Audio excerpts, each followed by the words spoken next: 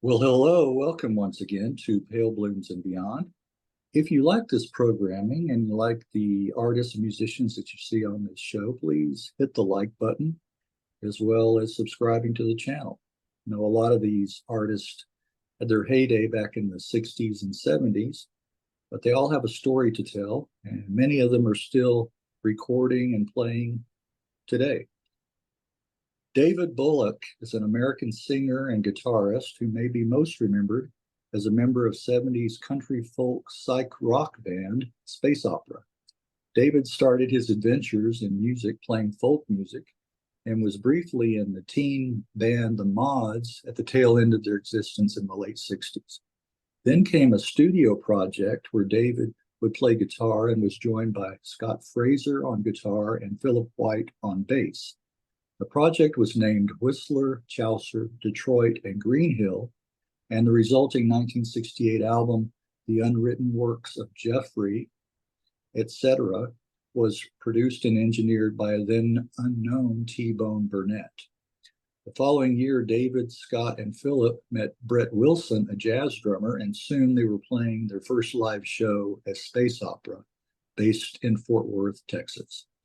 The band would continue playing live around Fort Worth, establishing a fan base, and even opened for artists such as Jefferson Airplane and the Byrds. Space Opera recorded one album in Canada, released in 1973. Decades later, in 2001, a CD of new material was released. Well, welcome, David. Great to be with you. Thank you for being here and taking time out to visit. Well, take us back to the beginning. Where were you born? I was born in Tyler, Texas. Oh, okay. And we were just talking before we started. Yeah. That I lived there for a while. Yeah. I didn't, well, actually, we lived in, excuse me, a town called Quitman. Okay. But Tyler had the big hospital that everybody in that part of East Texas went to Tyler to have their babies. So, Right. so we lived in Quitman, and it's kind of funny because when my mom was pregnant with me, the lady next door was also pregnant. And so 6 weeks after I was born, her baby was born. It was a little girl. And that little girl became someone known as Sissy Spacek. Oh, is that right? We were briefly neighbors. Is that right? Wow. Yeah, I knew she was from that area too. Wow. You ever go What to, you find? you Go ever go ahead. to Compton, you'll see the signs everywhere. Home of Sissy Spacek. It's not me. Yes. Yes. Like you said, the things you'll find out later on. True. Wow. Well, do you have fond childhood memories growing up? Yeah, we moved to Fort Worth when I was very young. And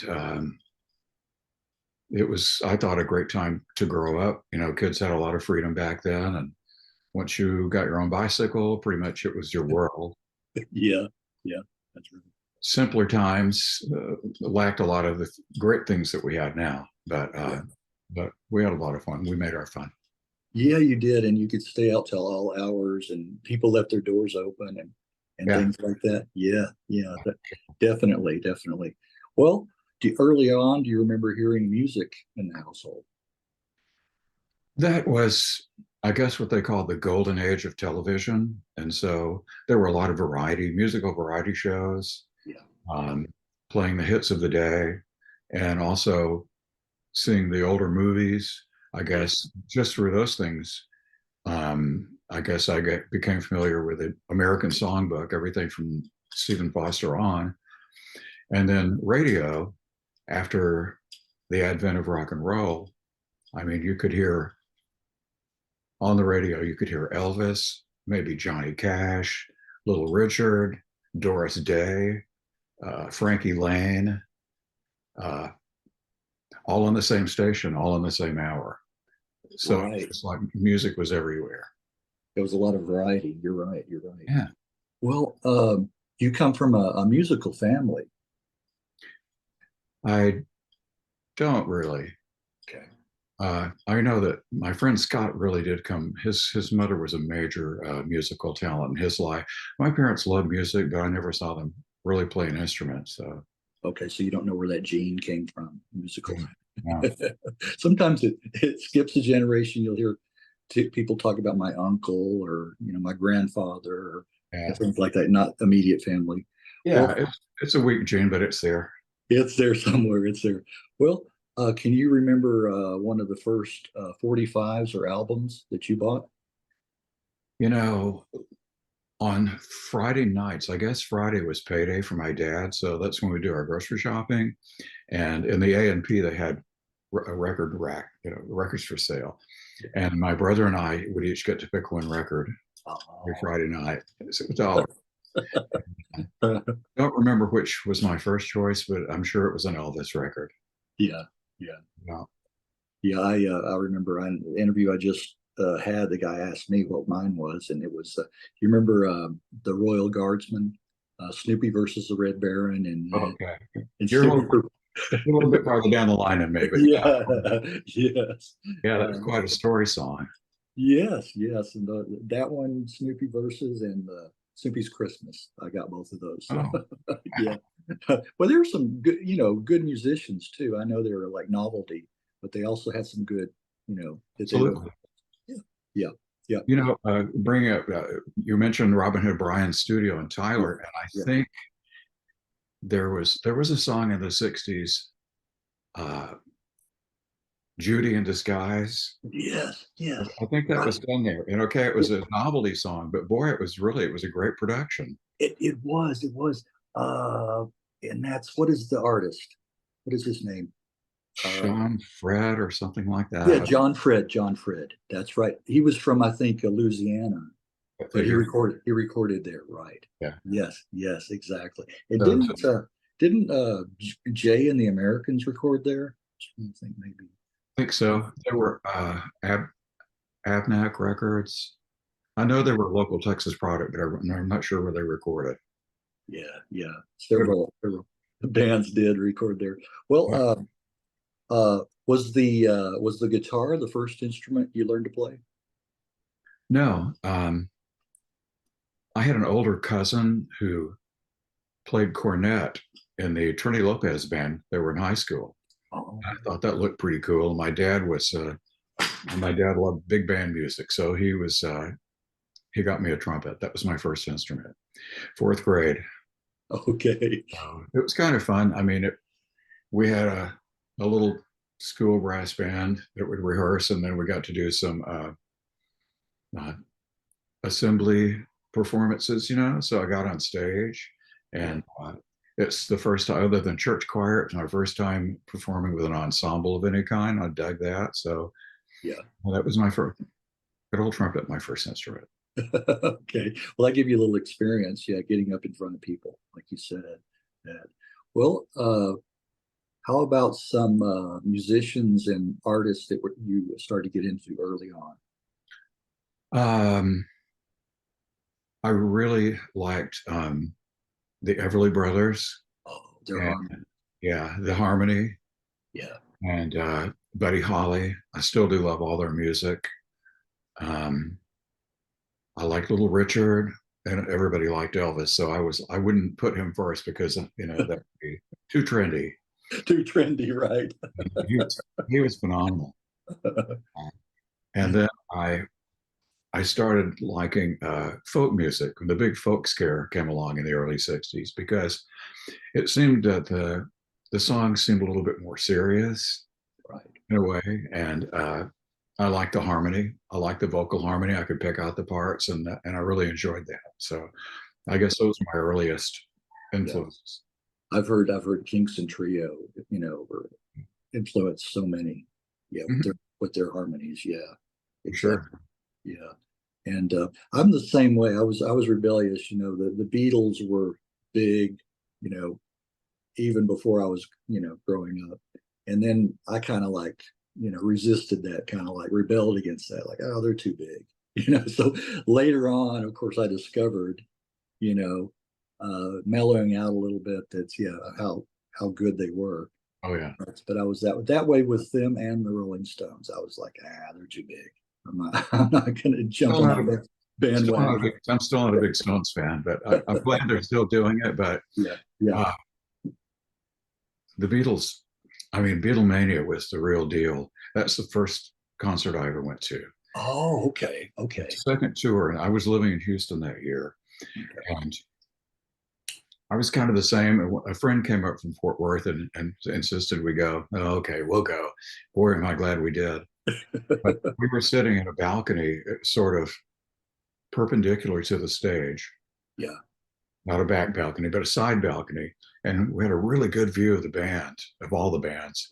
But I remember we also had a good view of the floor section. Yeah. Oh, okay. And it was Beatlemania was the real deal. I've never seen anything like that. I mean, it was just like a flood of humanity, just like really, Yes. wow. I remember, this is what the end of the world might look like. Armageddon looking like. Total everybody. And the Beatles came on, and I don't know, it was so loud. I don't know how they couldn't have heard themselves. There were no stage monitors back then. They sounded exactly like their records.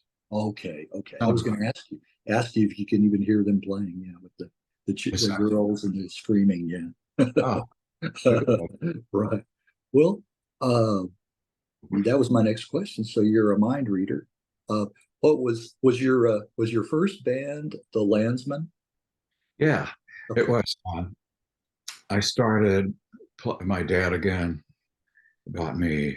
I guess he saw the writing on the wall, so he bought me a guitar from the Sears catalog Yeah. when I was 14, and I met Philip White that year, and he had already been playing a little bit, and so he showed me some chords, and so we had a folk trio together. Yeah, we didn't write original songs back then. We were doing Kingston Trio and Peter Paul and Mary, and folk music, and it was a lot of fun. We played a lot of private parties, and my dad got us our first paying professional music gig when we were 14. Oh, wow. That was cool. And Oh, he also got us on the local TV show on the NBC affiliate in Fort Worth. really? Yeah. That's what was the name of the show? I might remember. Oh, it was called the Bobby Wygant Show. Oh, yes, yes. She was on the news too as Yeah, well. and she was like whenever people would come in town that were doing a movie or plugging a book or anything, she was kind of like the media interviewer. Interviewed, yes, she would. Yes, she interviewed a lot of people, a lot of famous people. Yes. Wow, Bobby Wygant. Yes, yes. We played. And, and the one I was trying to think of, and I think it was the same affiliate. You see, who was the meteorologist that was there forever? Howard Taft. Yes, Carl that's right. Yes, yes, Taft. Everybody remembers him fondly. yes, yes. He had the hand-drawn maps. Right, right. It was awesome. Right, exactly. This will date me a little bit, but maybe you remember this too, was Slam Bang Theater. Oh yeah, yeah. The interesting. I don't know if any of your other viewers would. Probably not, but That's okay. it was a wild, like a slapstick kind of comedy show, and it had a guy named Bob Camfield was playing the part of Icky Twerp. Icky Twerp. Yes, yes. Now he also moonlighted, shall we say, as the character Gorgon. He was the host of a lot of cities had this, like they would show old scary movies Right, late at night, and they would have a host who dressed up like a ghoul or something. right. So Yeah, Icky Twerp also was Gorgon, right? yeah, yeah. Very cool thing happened that in first grade he came to our school Halloween carnival. Oh, did he? In, Okay. Okay. We're reminiscing a lot here. I know it's And true. like you say, we may be alienating some people, but there may be some that remember this too. You never know. You never know. Two different edits. Interesting to go to recall those. Well, and you had been playing. You were in Houston. Had been playing the folk scene down there in Houston. Yeah, I did. I moved. My mom had, my mother and father had divorced, and she remarried. Lived in Houston, and I was really into the folk music thing. And I thought, well, let me try a different place. And I found a place called Sand Mountain Coffee House. It was a really an amazing place that, it didn't serve alcohol. People, believe it or not, would sit in this small room and listen to musicians. Yeah. Yeah. What a concept. Yeah. Yeah. I mean, somebody should bring that back. Yeah. Yeah, I had just turned 16 and I was the youngest guy in the crew, and the older guys were still in their 20s. It was like Jerry Jeff Walker, Yes. Yes. Townes Van Zandt, Guy Clark would be the ones that you would know their names. Uh, at that time, nobody knew their names at all. They were just starting out. So, and a really wonderful thing, while I was still really interested in folk music, the John Lomax lived in Houston. Now, John Lomax Sr. and Alan are the guys who, you know, did all the field recordings, Field recordings. covered Lead Belly, and wrote the books. They literally wrote the books on American folk music. Well, Mr. Lomax would host the Houston Folklore Society every month. People would come to his house and sit in a circle and sing songs. And then he would stand up. He was a big man and do these field hollers. You know what those are? Yes. And it kind of like shut everybody down. Well, that was a real experience, man. That was really the year that I decided, I think I'm just going to be a musician from now on. Right. Yeah, you were there with Townes Van Zandt, like you said. He's one of my all-time favorites. He just put out so much great material. Great songwriter, singer. And you backed Jerry Jeff playing harmonica. I did often because I think he had played some in Dallas at a club called the Riviat. Okay. And he had a guy that played harmonica with him, whose name I can't remember right now. But so he enjoyed that. So yeah, it was just everybody was playing with everybody else. And so yeah, I played with Jerry Jeff a lot. We would jam a lot, go over to the other guys' houses and just sit around and play music all the time. Yeah. It's good to shine a little light on, the folk scene down there, like you said, in Houston, because it gets overshadowed. I mean, of course, it wasn't as big. I know, like it's New York. Oh, you're right. Other areas, Massachusetts, Boston had one, and Canada, they had Toronto and stuff. But still, there was one. You're right. You're right. I mean, a tremendous talent coming out of the state and Houston. Gosh, I don't know what something in the water, but there were so many kids coming out of Fort Worth, Yeah. bloomed later on. So right. Amazing. Right. I saw many a concert at Fort Worth Convention Center, out there. In fact, they seem to have better concerts than the Dallas Convention Center. I don't know what it was about booking them out there, but there was a good share of concerts that I went out there to. Uh-huh. Yeah. What? Who was Frank Davis? Frank Davis. Well, Frank Davis was another one of these guys on the Houston scene, and a very interesting guy. He would come on stage. He had a contraption that he had built called the Daddy Banjo. Okay, as far as I remember, it was the neck of a Fender Stratocaster, the neck of some Fender-like guitar, attached to a snare drum. Really? Well, I can't imagine that. Okay. Yeah. Okay.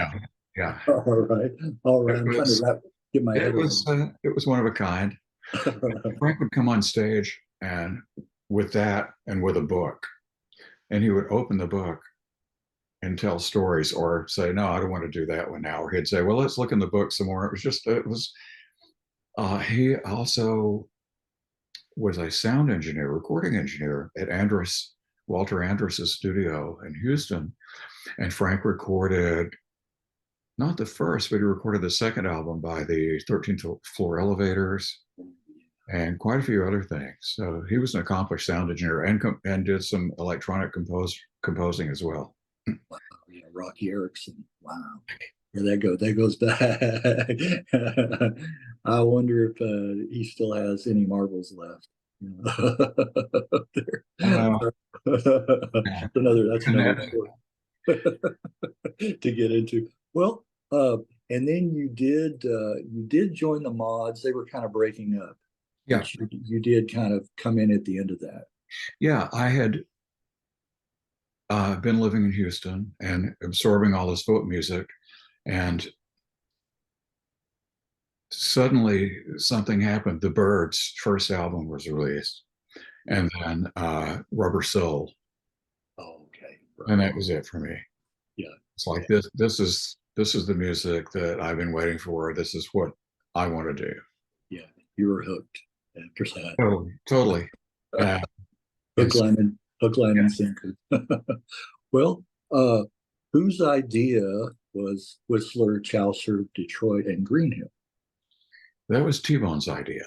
Okay. And I've seen interviews where the occasional interview where it's even brought up, and he says he doesn't remember but how we got the name, but it was totally out of his head. And so we were just a lot of guys working in the studio, recording songs that we came up with over about a year's time. And there really wasn't a band.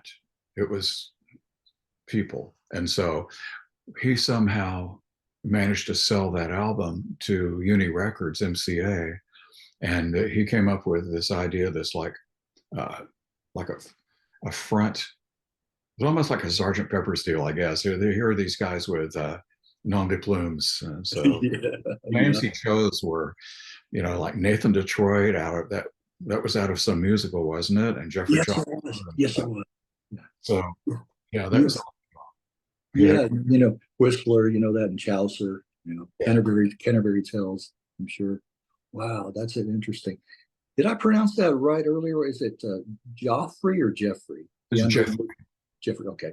yeah, The unwritten works, of Jeffrey. et Yeah, cetera, et cetera. 1968. It was kind of a one-off. yeah, definitely. Yeah. There weren't did talk about doing any more. Uh, do you what do you recall about being in the studio recording it? Do you recall? I recall not being in school much that year. Okay. I recall practically living at the studio. Um, it was it was a 4-track studio, and it was in the basement of the KXOL radio building.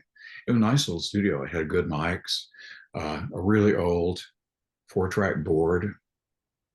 It had a 4-track recorder and a full track. It had about 3 nice Ampex recorders in there, so it was a nice facility. And we would sometimes perform as backup musicians, studio musicians for other groups. And so we got some experience in that and producing other people who might come in and need some help. And then we were on our own.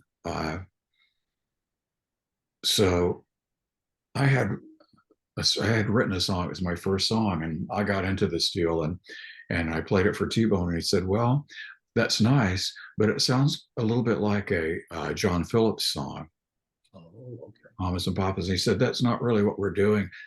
We did it. We did everything. We did some recordings that will never see the light of day that were really interesting too. So, no, it was a great time. It Yeah. was a great time. And T-Bone, we sort of, we were all, he was still a teenager too. He was a couple of years older, but I think he was 19. Oh, And okay. so we just had our way with the studio, and we would let us do anything we wanted to do. Wow. Was that his first time producing and engineering, Yeah. As T-Bone? Okay. far as I know, it was certainly the first album release that he was involved in. Wow. Okay. That's interesting. It would be nice to unearth some of those other recordings, and put them Oh, out on a album or something. oh, I My, think we could get in trouble for that. But like, we used to do things in downtime, like let's do this in the fashion of the Byrds. Like T-Bone said, I wonder, that song "Sweet Little Sheila." I wonder what that would sound like if the Byrds did it. If we yeah, could do that, pretty good. that would be nice to hear Sounds like that. But of course, the label Uni really failed to promote the album, and it pretty much did one of those, right? Sunk without a yeah, track. absolutely. I mean, I was surprised that we even got it released. I was happy with that, and honestly, uh, a lot of those songs that were older, by the time the album was released, we were pretty much out of that phase and had moved on from it anyway. It was sort of like just a childhood relic at that point, even though we just got it out. Right, right. That you had already moved on to bigger and better things. Hopefully. Well, speaking of that, talk about formation of space opera. So when the Whistler Chaucer experiment that was over, everybody had kind of split apart. T-Bone had moved out to Los Angeles, and he was starting to, get hooked up there. And so the three of us that were left over, myself, Phil White, and Scott Fraser, and we started just playing together wherever we could, and writing and learning from each other. And we met Brett Wilson, who we had known from high school. He was a drummer, and I really don't know how that worked, but we were in Austin playing a gig with someone else as a drummer, and we met Brett. And I imagine Phil was the one that talked him into joining the band. Okay. Phil was a good convincer. And so then Brett moved back up to Fort Worth, and we started it up. Okay, okay. Well, I know because you just mentioned that the band was really influenced by the Byrds. Yeah. And you got to open for Roger. Good. How was that opening for the Byrds? Well, it was a real feather in our cap. We had met Roger briefly when they had come to play at the Forest Theater in Dallas, I think a year or two before that, maybe 3 years before that. And but seeing him again, and this was the iteration of the Byrds with Clarence White. Clarence Thomas. Supreme Court judge. He had a career before. Yeah, he hadn't come out professionally, but Clarence White had, and he was a really amazing guitar player. And the band was real different from the original Byrds, but it was still Roger up there playing, and it was gratifying to got back to us that he dug our music too. So it's pretty great. It's got to be one of those things like like your idol or artists that you really look up to, and you say I'll never meet them or and even play with them. I mean, that's beyond reason. And then you actually end up doing that one day. Yeah, only we figured we would. Okay. We're pretty confident. You were pretty confident. Okay. All right. Well, that's good to have that confidence, early on too. Well, do you recall the show where the Canadian agent was present? And you guys were playing live? No. Okay. Not exactly. That's a blurry part of my memory, but it was actually someone who suggested that we put this show together, and suggested that we do a concert that was continuous, no gaps in between. And wow, we thought that was a great idea. So we had a show coming up where we were going to be opening for Jefferson Airplane. And so we put this set together, and we would switch instruments, like in between songs, somebody would switch off an instrument so that a thread of music was always going in between this 40 minutes of music that we played. And so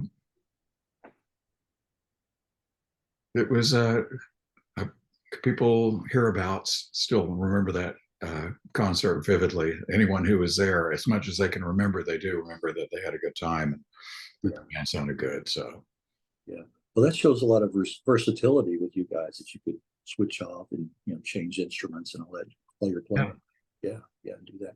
Well, let me ask you, with either the Byrds or Jefferson Airplane, did you get to socialize at all backstage? Or I bet. Yeah.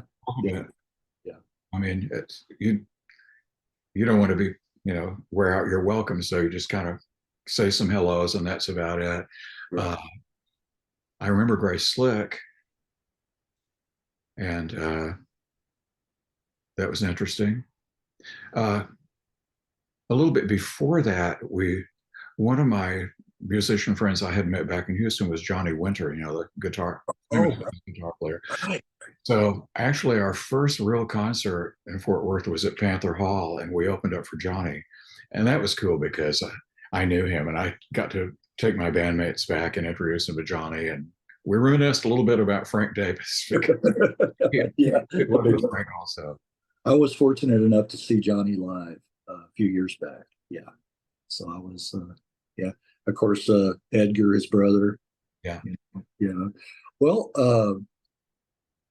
how soon after was the band signed to the Canadian branch of Columbia Records? Oh, we signed that in 1972, the latter part of the year. We had been playing in Canada a lot. We moved the band up to that area because, and again, I'm really not sure how we made that connection anymore, but we had an opportunity to play a lot in Canada. And so we moved just outside Buffalo, New York, right, so we could skate across the bridge. Oh, okay. Sometimes we'd go and stay for extended gigs. Um, the promoter in Canada that we knew was a guy named John Brower, and John was the one that had put on that concert with John and Yoko and Eric Clapton and those guys up in Canada in 1969. All right. Okay. And he actually got us to play at Varsity Stadium. It was, and ironically enough, it was called the All Canadian Rock Show. Yeah. Here's some guys in Texas, and everybody, and so he helped us out a lot. But we played a lot of clubs up there, and we caught the ear of someone from Columbia, and they invited us into a brand new studio. Come in and check the studio out, lay something down, and from that we got the record deal. Oh, okay. And it was a good deal. It was a great, yeah, a great deal. We owned our own publishing. We had been pretty savvy about that since starting out. So we had our publishing and we had artistic control. In other words, we could produce the record, we could do whatever we wanted within reason. And the points were good too. It was a great contract. Because those guys in Canada really believed in us, and they were going to go all out to make it as good as they could. Appreciate that very much. Yeah, yeah. So that's why the album was recorded in Toronto. Right. We had, with our meeting with Clive Davis, someone had arranged for us to do a showcase for him, which was in December of 72, I think. And we were playing a showcase for Clive at a place called the 30th Street Studio. That was a famous Columbia studio where Miles Davis, Aaron Copland, Stravinsky, I mean, a lot of the jazz greats had played in that room. So we had a stage set up, and we had Clive was sitting with our friend Chris Christopherson. They had just signed Columbia, I think, had just bought Monument Records, so they bought Chris. And then Bobby had been a drummer for Blood, Sweat, and Tears. And he had come to our band house. He was one of the people that was kind of interested in producing us early on. So he was a friend. They were sitting by Clive. And when it was all said and done, Clive wasn't convinced. He kind of felt like he was being hyped. But he invited us up to his office. So we went with our acoustic guitars and our fancy suits and played a few songs for him in the office. And still we got the famous line, "I don't hear a single." Right. Yeah. The first thing record guys say, "It's interesting. It's interesting." Yeah, but I don't hear it. I don't hear it. Yeah. We did get offered a deal there, but it was a real low vibe kind of deal and not what we wanted. And we would have been stuck with a producer. So Clive later told, in fact, that Gary Muth was the A&R guy from Columbia, Canada, and he called Clive and said, "Hey, I heard about you passing on this band. What's the deal?" And Clive said, "Well, I kind of felt like I was being hyped, and I may have blown it. I made a wrong decision. This is what Gary told me. Yeah.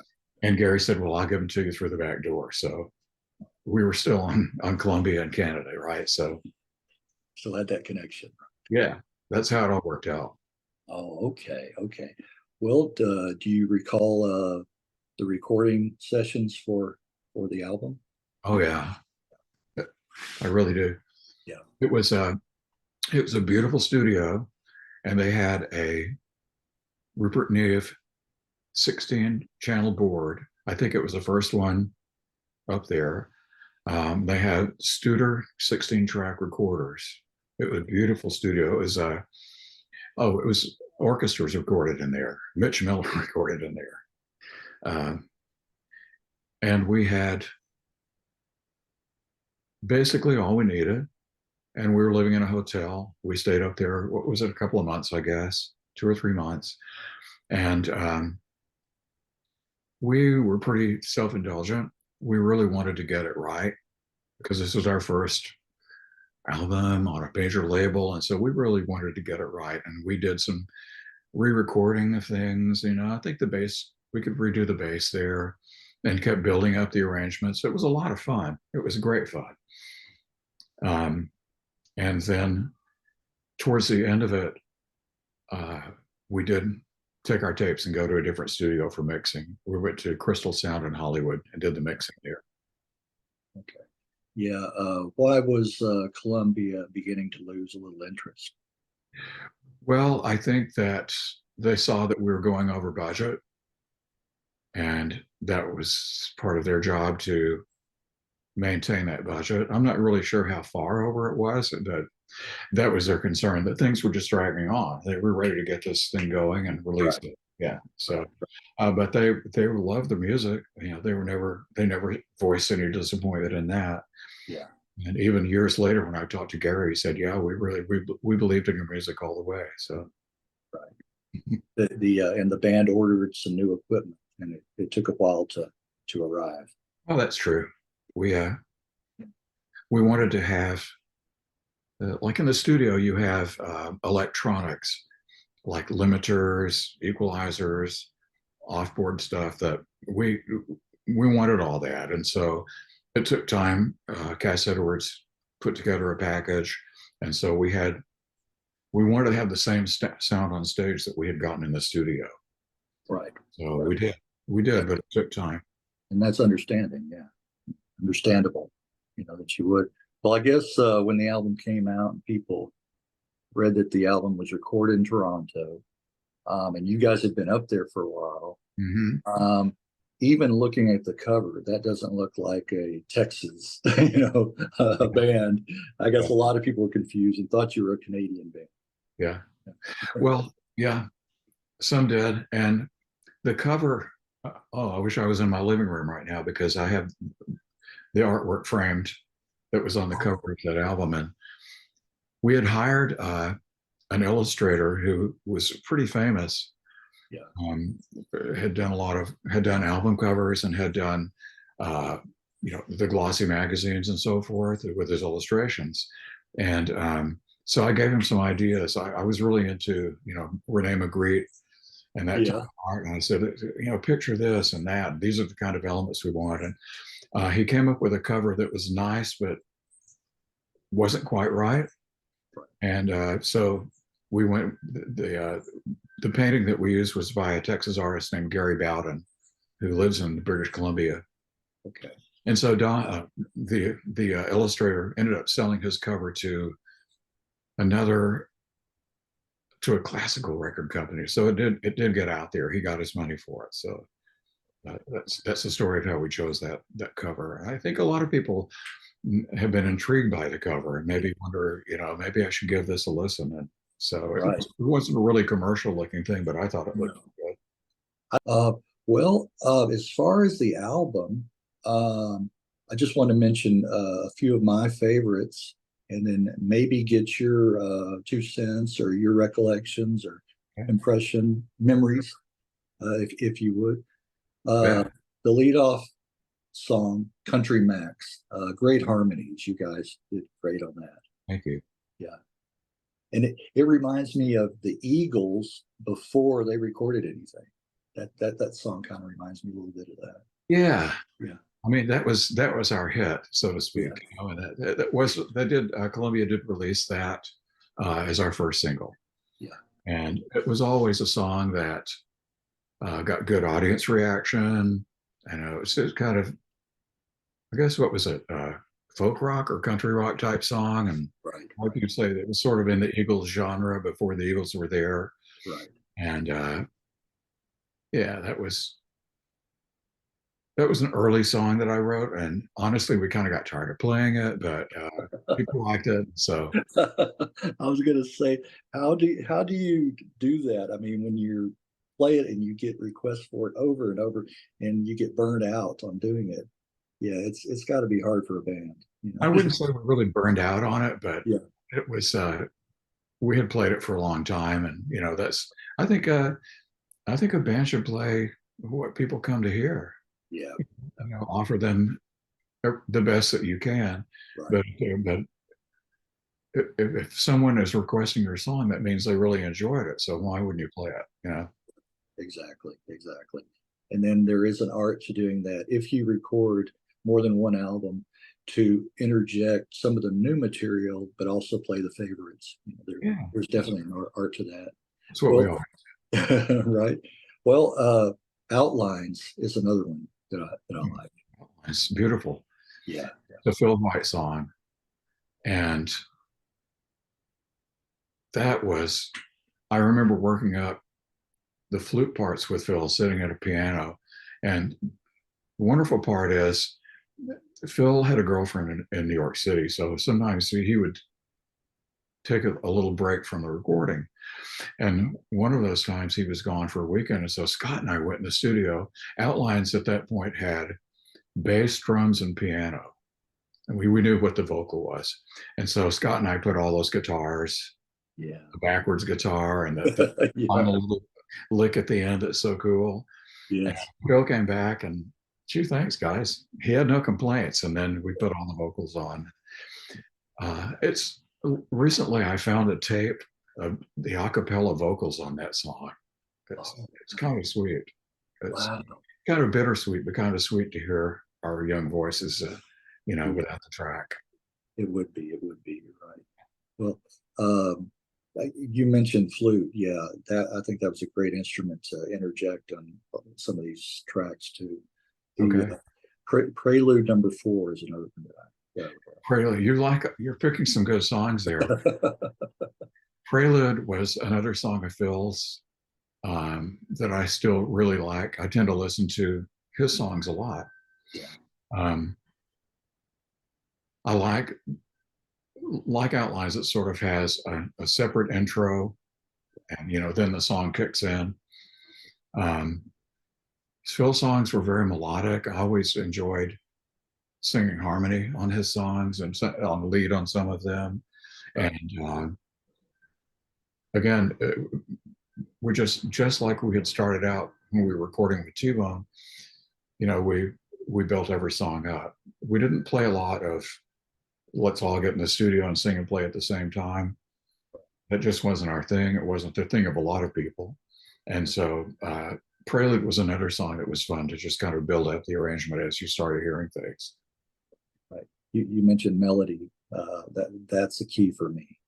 Those are the songs that I always go back to, consider melodic, and have that sense of melody again. Yeah. And then one more lookout. Again, nice harmonies. Yeah. That was one of Scott's songs. And yeah, it's an unusual melody, and it's like block harmonies. It's all harmony. Yeah.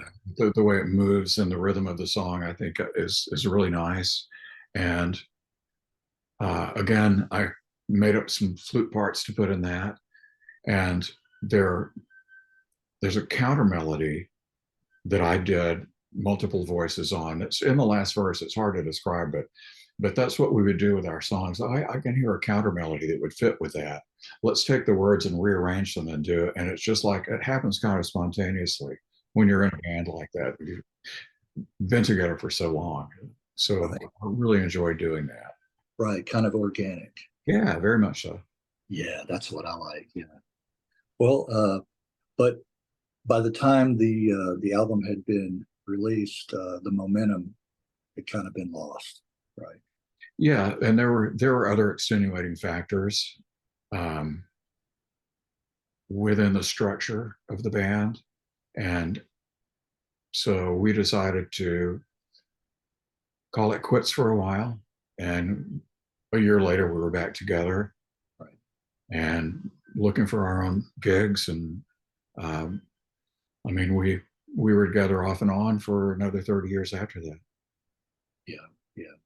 Did you hear at the time any reaction to the album or how it was received at all?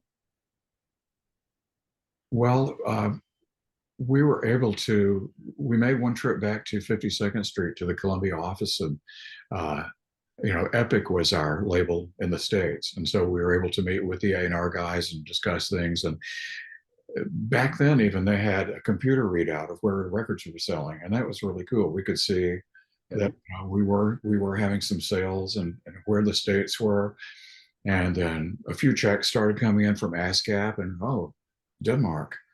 You know, Wow. that's really kind of the great thing about back then being on a major label. I mean, you may not, the company will probably take all your money, but your record will be out all over the world. And so after the internet came along, people started contacting me, and that's when I was getting the reactions, Okay. that we didn't necessarily get back at the time. But I mean, I found that there's a group of younger musicians out in LA who know our whole story, Yeah. love our old music, and people in France. I just the internet has been a real uh, gratifying experience in that respect. Right. You're right about that. That's the positive, the upside of that. Yeah, it's interesting. There's really sometimes no rhyme or reason where your music becomes popular, like you said.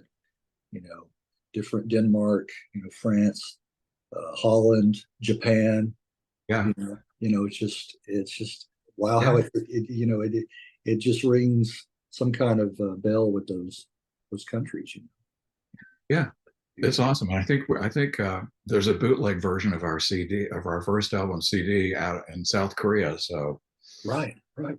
Yeah, exactly, exactly. Well, the like you mentioned, you a couple of years later you tried to revive the band, but that didn't last. And then in '95, you did reform. yeah, it was at 95, 97, somewhere around there.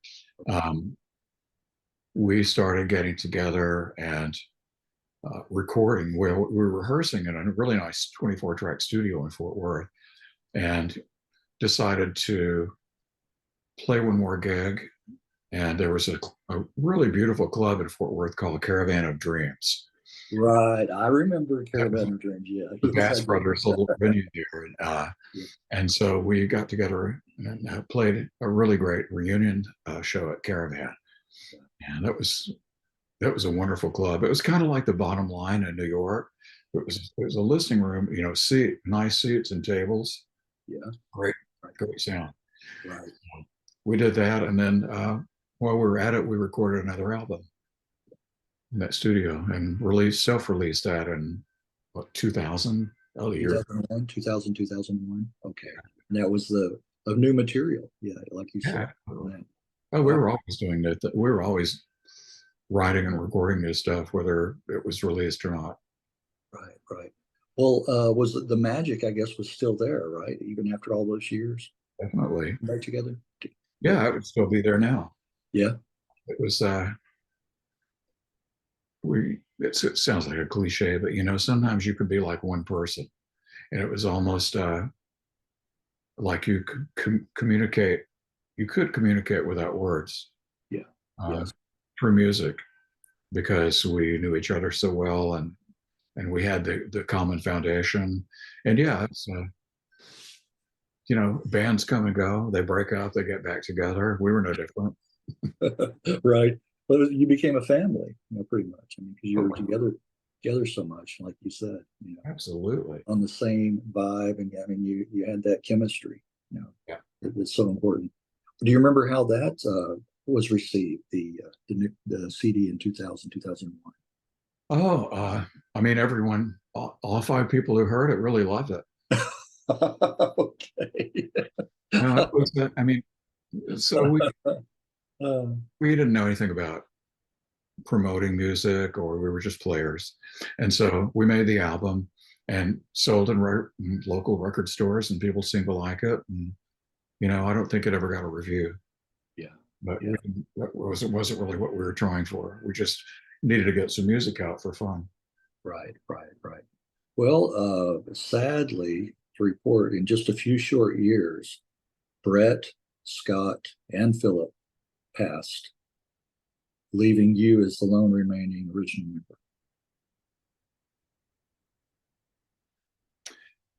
Yeah, Yeah, they did. It was, I mean, it was unexpected, to say the least. But I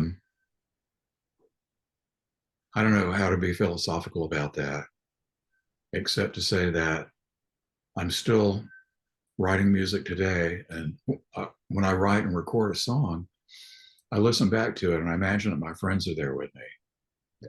What would their reactions be? And I feel like the reactions would be pretty darn good, you know. yeah. But I'm always, someone asked me a while back, is Scott still on your shoulder when you're writing new songs? And I said, yeah, he's there. He's there. He's there. He's there. Yeah, that's right. But yeah, and that spirit is still with you, like you said, with those I guys. hope it comes out. Yeah, I hope that people can hear that. And it comes out in the music, like you said. Wow. Well, the original album was released on CD in 2004. Right. Came out. It's true. We got a deal with Columbia to let us do a boutique release. So basically, they sent us a disc, and we were able to, in some degree, remaster it, improve the sound a bit here and there. And then they allowed us to, they produced the CDs for us through the company called Collector's Choice. And we got that. And so we could do whatever we wanted to with it, which is an unusual deal because Columbia, I'd always wanted to get our master tapes back and maybe try a little remixing, but Columbia will never let go of their masters. You can understand that. So, but they did this deal, which was kind of a in between deal. In between. Okay. Okay. Yeah, that's. I read somewhere it was out of print. Is it still out of print? Yeah, it was a limited run that they allowed us to do. So yeah. Okay. Yeah. A collector's choice is a good one. I've picked up many artists on there released on that label. Really? A lot of oldies and things like that. Yeah. Yeah, it worked out for us. Yeah. Yeah. So that's interesting. Well, there are no plans to release the album on vinyl, right? No, we already did that. Yeah, first time around. Think about it. Uh, we don't really have the rights. Right. I mean, we own the songs, we own the publishing, but as far as the mechanical, the record itself, we don't have reproduction rights on that. Okay. Okay. So that's not in the cards. Okay. It's not going to happen. But like I said, we did it once, and so I'm happy about that. Right. Well, in 2010, you helped amass unreleased outtakes and release them as Safe at Home. Yeah. Well, that's good. That's good. This said we had after we finished with Columbia, or they finished with us. We would always go into the studio whenever we had a chance and record whatever new song we had. And we did that a lot. And so these songs were lying in a trunk, these tapes. And additionally, there was an album that we recorded prior to the Columbia record, before we moved away from Texas. Yeah. And it was a full album that we recorded here in Dallas that was really a pretty good album. Yeah. And we sort of used that as a calling card as we were moving forward and things, trying to get get a record deal, right? So uh, I chose that, and about 5 or 6 subsequent things that we had done in the studio in the intervening years, and released that as Safe at Home. This was on another independent label that we did sell quite a few of those. Yeah. Yeah. Well, have you heard, so you've heard some good response back about that, from Uh, fans? you know, I think Frank Gutch was a gentleman that was a journalist up in Oregon, and I collaborated with him on a very long piece on the band and so forth. And so he gave us some good reviews in No Depression magazine Okay. and Goldmine. If you look it up on the internet, you can find like, again, it's some of these are like these dudes in England who, that time was magical, and here's something that I've never heard back then, but I really like it. It's that sort Right. of it's that sort of thing. So yeah, I think the right people heard it. Right. The right people heard it. Yeah, I know another. Are you familiar with Cherry Red Records? You No. heard of Oh, okay. Oh yeah, I think my friend Fernando Perdomo has some business with them. Okay. Right. Right. Probably so. They're my go-to label, and they unearth a lot of older, obscure, music from the 60s and 70s and more current too, and release on their label. And I wonder if that'd be something you might ask him, your friend, if they might have a contact, if he has a contact, Yeah, see if they might be interested in, because they're always doing that. UK music and American, as well, yeah, and doing that. So that's a good idea. yeah, yeah, yeah. See if he has somebody that he can or let see if they put in a good word. Let's just put it that Okay, that's a good idea. way. That's right. We'll try Well, that. well, what's going on these days, David, with you, and what are you involved in, or what kind of hobbies and interests, that kind of thing? Well, I'm still writing and recording music, and I have my music up on Bandcamp, and I started the first project in 2010, I think it was, and went out to Nashville. I have a really good friend out there, and we worked in Ben Folds' studio. It was the big RCA Studio A, big, Okay. beautiful old historic studio, and that Ben was leasing at that time. And so uh, my friend James Pennebaker was able to help me out and introduce me to some really good session players, and it was fabulous. It was a great experience, and so I released that as an EP called In the Waking World, and released that I think in 2015, and then since then I've made several trips to Amsterdam. I friends with a producer and musician there, Eric Vandenbrink. Okay. And so we have a lot of fun together. And sometimes I can record in my home studio next door and then send tracks to him. And we work together on arrangements and production. He's a producer. And so all the songs that I've recorded with Eric in Holland are also on my Bandcamp page. So I'm trying to stay busy, and hobbies, I have no other hobbies. I enjoy, Music is it. yeah, well, I really enjoy my family more than anything. And my wife, I have 2 daughters and 2 grandsons that's my life right there. Yeah, as well it should be. Yeah.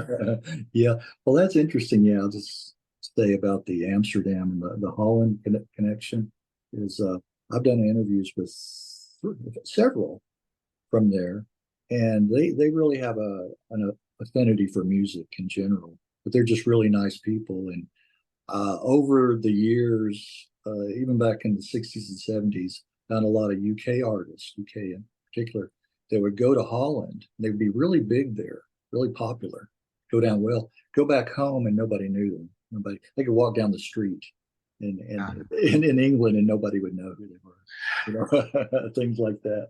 That's when I would stay in Holland. Right, exactly. Exactly. I think a few did relocate, but again, talking about how popular you can become in certain areas of the world, but they do. I think one of the guys that I talked to, Bart de Win. Are you familiar with Bart de Win? No, I don't think so. Okay, he's a Dutch musician, but he comes over here quite a bit because he works with Ian Matthews. Oh yeah. Okay, Hmm. and he likes that, the country rock, and to hear him, he has some solo material, and to hear him sing, you'd think he was American. I mean, you can't tell at Yeah. all. He has that twang and and everything. Speaks really good English anyway.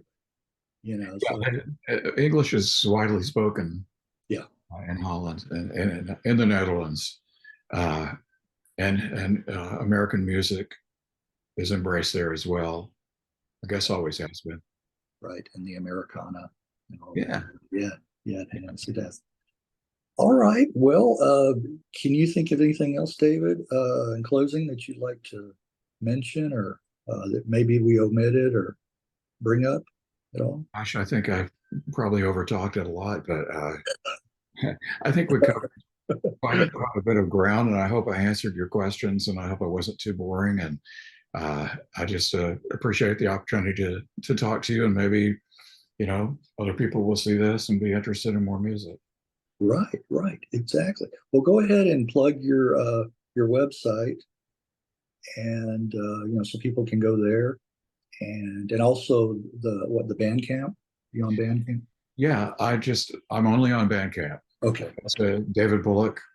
okay, Bandcamp.com, and it's on my Facebook page and so all forth. right, And yeah, okay, it's all up there. Bandcamp is really nice. You don't have to buy the music, although that would be nice. But I mean, you can go and just listen to it. So right. please do just listen. That's right. It's That's all what's good about that website. Yeah, yeah. I will. So I will. Week or so. Usually takes about a week. Get you a copy of this. Shouldn't be much to edit, really at all. And then you can post it. okay. Where you'd like to. And then I'll also have it on my YouTube channel. So we can see what kind of mileage we can get with this and what kind of comments. I appreciate that. Yeah, it's nice to get the comments and just see what people Oh, think. it really is. It really, you never know. They may come out of the wood, David. You just that would be welcome, Yeah. right? All right, David. Well, thanks so much again. I've really enjoyed it, visiting with you and hearing your story. And let's keep in touch. And again, I'll send this to you as soon as Fantastic. I get it. And Great. then all the best to you. You have a good rest of the weekend and good week upcoming. Thank you. Same to you. Great to meet you. Great to meet you too, David. All right. Okay. All right. Bye bye for now.